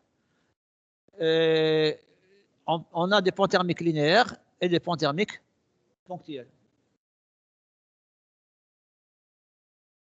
Lorsque vous avez un coin, on a simulé ici le transfert de chaleur. Là, chaque couleur représente une température. Donc, on va du chaud qui est rouge jusqu'au froid qui est bleu. Et vous constatez que la paroi est au rouge alors que le coin est plutôt orange. On a tracé ici les lignes de courant et les équipotentiels. Les équipotentiels, ce sont les isothermes. Et donc, ce calcul-là, vous pouvez le faire. Normalement, vous avez les outils pour le faire. Vous avez la loi de Fourier. Vous mettez une méthode de différence finie ou n'importe quelle autre méthode pour faire ce calcul. Le point thermique matériel, donc je vous ai expliqué là, par exemple, vous avez à l'intérieur une température, à l'extérieur une température, mais là vous avez une dalle et la chaleur va passer à travers la dalle, mais ça va concerner seulement le contour de la dalle. Une pression linéique. Par contre, quand vous avez une tige métallique, la chaleur va passer à travers la tige métallique, bien qu'il s'agisse seulement d'un point, puisque la surface est négligeable, on a quand même une déperdition qui n'est pas négligeable, dont il faut tenir compte dans les calculs.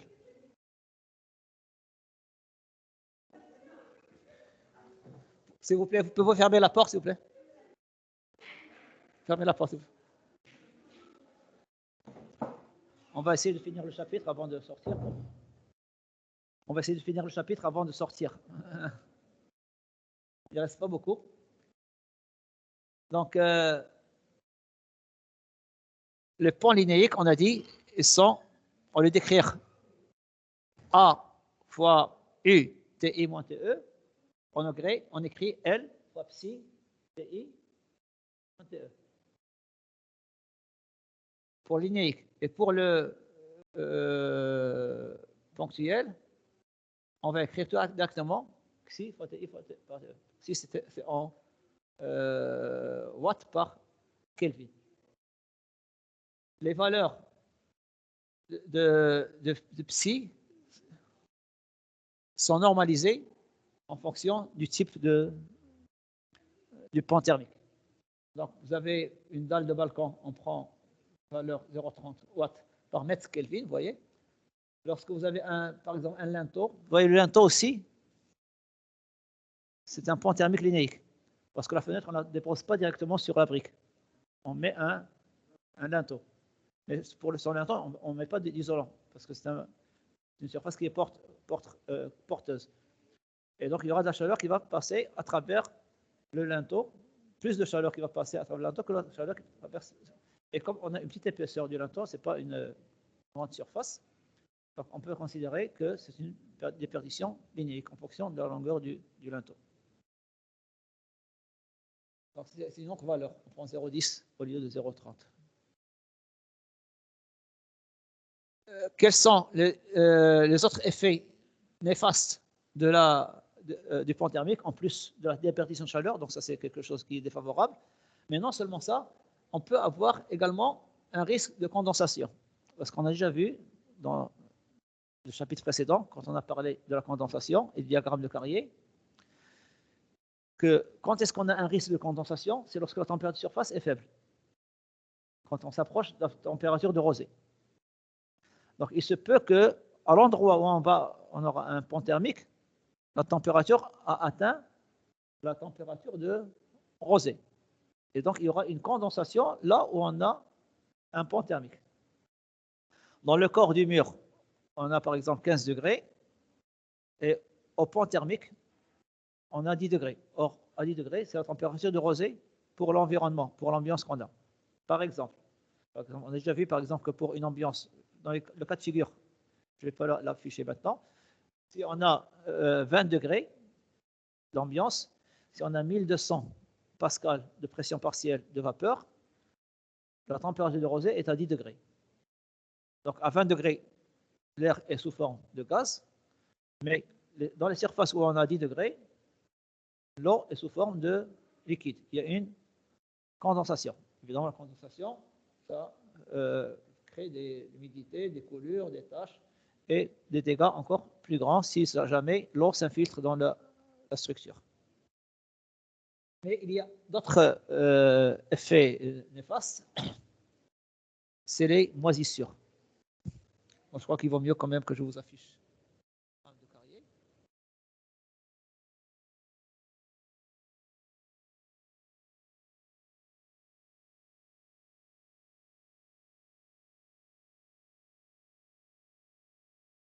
Et je vais ça.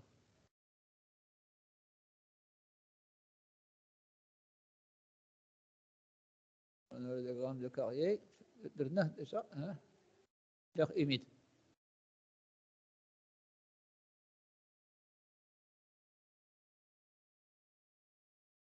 Voilà, ici. Donc, vous voyez que si dans une ambiance à 20 degrés, 1200 pascal, on a 50% d'humidité, donc l'air est sous forme l'eau est sous forme de gaz. Mais lorsqu'on a une surface à 10 degrés, vous voyez que cette pression partielle, on a la saturation. Donc il y aura une condensation sur une surface qui se trouve à 10 degrés. Mais même quand on n'a pas 10 degrés, par exemple quand on a, je ne sais pas, 15 degrés. À 15 degrés, quelle est l'humidité relative?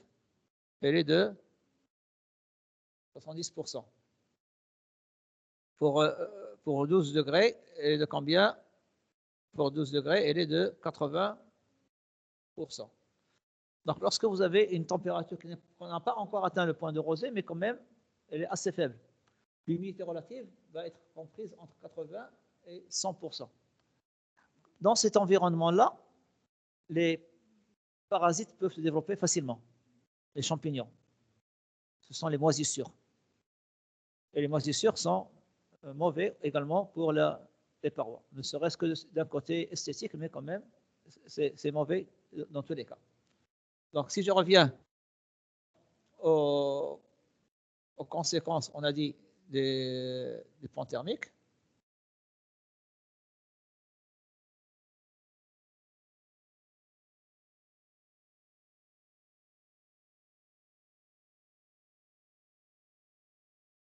si l'humidité relative dépasse localement près de la surface la valeur de 80% pendant une longue durée, alors les moisissures peuvent croître sur cette surface. Quelle est la solution dans ce cas-là? Voici d'abord un exemple de moisissure. Vous voyez, les moisissures sont développées sur le pont thermique géométrique.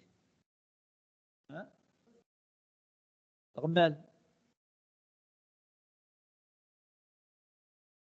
Parce qu'il n'y a pas suffisamment d'aération et parce qu'on est ici, la température au niveau du coin est plus faible que la température sur le corps.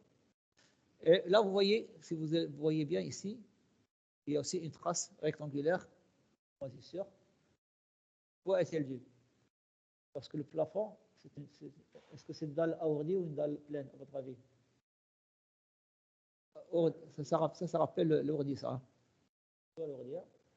Parce que l'ourdi, il est assez bon isolant de chaleur. Parce qu'au milieu, il y a de l'air. Mais entre deux ourdis, il faut mettre un limon.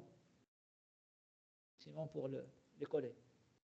Ce limon, ça constitue un pont thermique. Donc, c'est pour ça que là aussi, on a, au niveau de ce rectangle, on a des moisissures.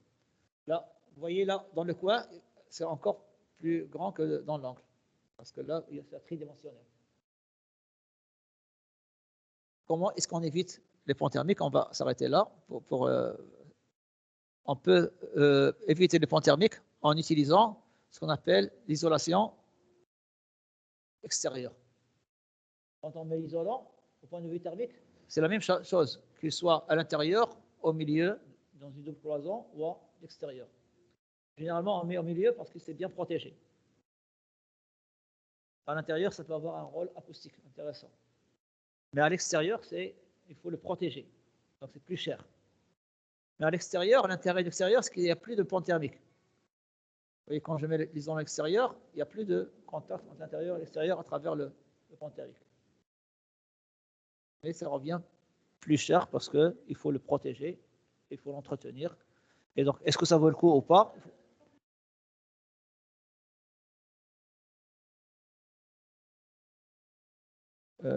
Alèche, c'est partout. Donc, les ponts thermiques, on peut l'avoir partout. Hein. L'étage terrasse, il va être encore plus grand parce qu'effectivement, on a aussi le plafond. Hein, mais sinon, dès qu'on a une dalle, on a un problème de pont thermique. Mais avec l'isolation extérieure, on a annulé ce problème. Donc, il faut faire une étude économique pour savoir ce qu'on gagne en consommation d'énergie. Est-ce qu'il amortit l'investissement de départ? Sinon, ce qu'on peut faire aussi, c'est ce qu'on appelle des rupteurs. Voilà. Et je crois que je vais arrêter là. Il me reste encore les fenêtres. On va faire la prochaine fois. Et après, on va faire le bilan thermique d'un bâtiment complet, d'un local complet. C'est-à-dire, on va prendre tout ce qu'on a vu ici et on va le combiner pour trouver le bilan thermique global.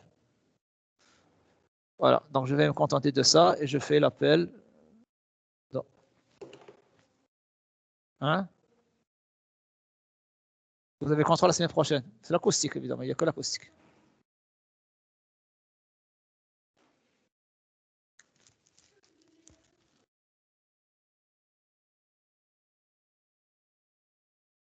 C'était une erreur, ils l'ont corrigé. Là, une semaine, la semaine d'après. Au départ, il y avait une erreur de recompte même jour. Ils ont corrigé. Je ne sais pas s'ils ont corrigé. Vous avez vu la correction? Ils n'ont pas. Normalement, ils l'ont corrigé. Ils vont corriger l'affichage. Donc, la moitié la semaine prochaine et la moitié la semaine d'après encore, مثلا.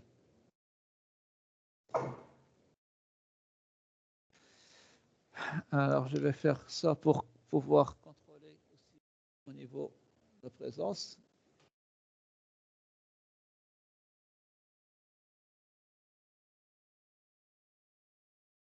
Alors, les bureaux d'études, normalement, ils ont pour le thermique, d'accord, un département qui s'appelle département fluide, qui fait l'étude thermique, qui conçoit aussi le climatiseur qu'il faut utiliser, etc. Et pour l'acoustique, je ne connais pas de bureau d'études spécialisé. Généralement, qui vont l'étranger. Mais les grands projets, il faut une étude thermique et une étude acoustique.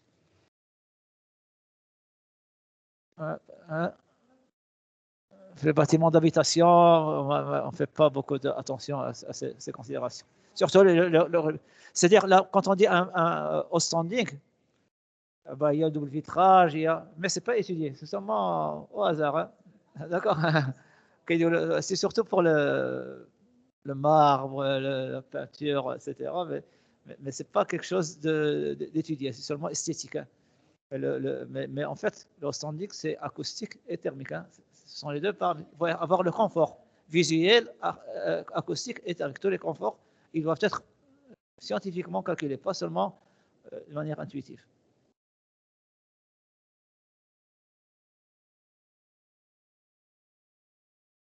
Parce que ce n'est pas bien conçu. Justement, on fait une étude pour éviter ça. Alors, donc, il y a une solution qu'on appelle l'érupteur, donc vous pouvez la voir. C'est une mauvaise isolation. Mieux on isole, et moins il y aura de risque de moisissure. Il faut aussi aérer. C'est parce que ça se développe n'importe où, sur les murs, sur les habits aussi, si vous avez une veste. Donc il faut aérer et chauffer. Plus c'est chaud et aéré. Donc, quand on aère, il y a moins d'humidité relative.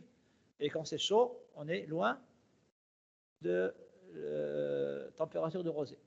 Et donc, on aura toujours une humidité relative qui va être suffisamment grande pour que l'eau soit sous forme de gaz. Mais non seulement ça, pour empêcher les champignons de se développer, il ne faut pas une grande humidité relative. Donc, il faut qu'on soit très loin de la température de rosée pour avoir moins de 80% d'humidité. C'est pour ça. Oui, des hôtels, maintenant, tous les immeubles nouveaux qui sont, les tours maintenant qui sont en train de construire, etc. Et puis surtout quand les hôtels, même maintenant les hôpitaux, etc., tout ce qui est gouvernemental, maintenant, normalement, il y a une étude avec les nouvelles écoles qui sont construites. Tout ça doit être construit suivant les normes acoustiques et thermiques. Oui, il y a une fiche thermique obligatoire à fournir avec votre. Ouais. Et c'est écrit conforme ou non conforme. Alors, Amal Mehdi. Présent. Arabani Taha. Présent. J'aurais aimé entendre votre voix avant de poser des questions, c'est-à-dire pour participer. Hein. Qali Hamza. كاينش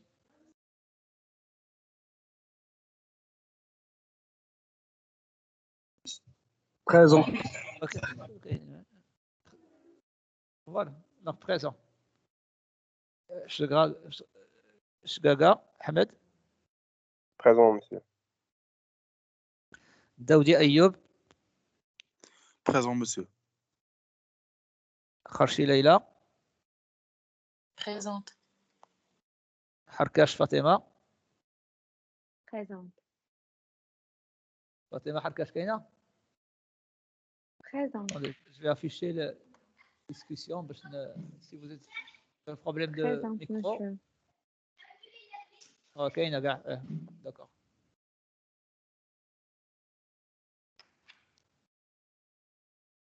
عندنا مستاري هلا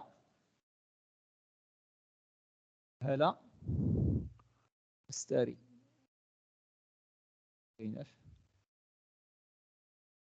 Fridola. Papa Fridola. Nadmi Mohamed.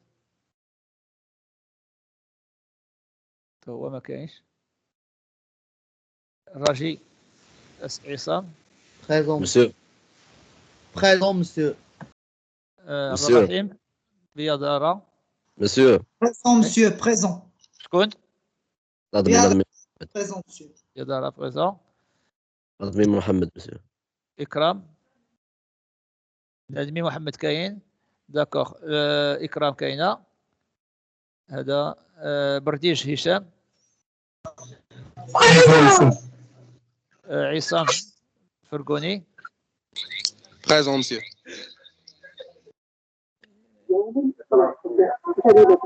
عبد السلام إدريسي. فريد أسامة. Présent, monsieur. خليل. Présent, monsieur. Présent. خيار نادية. Unbir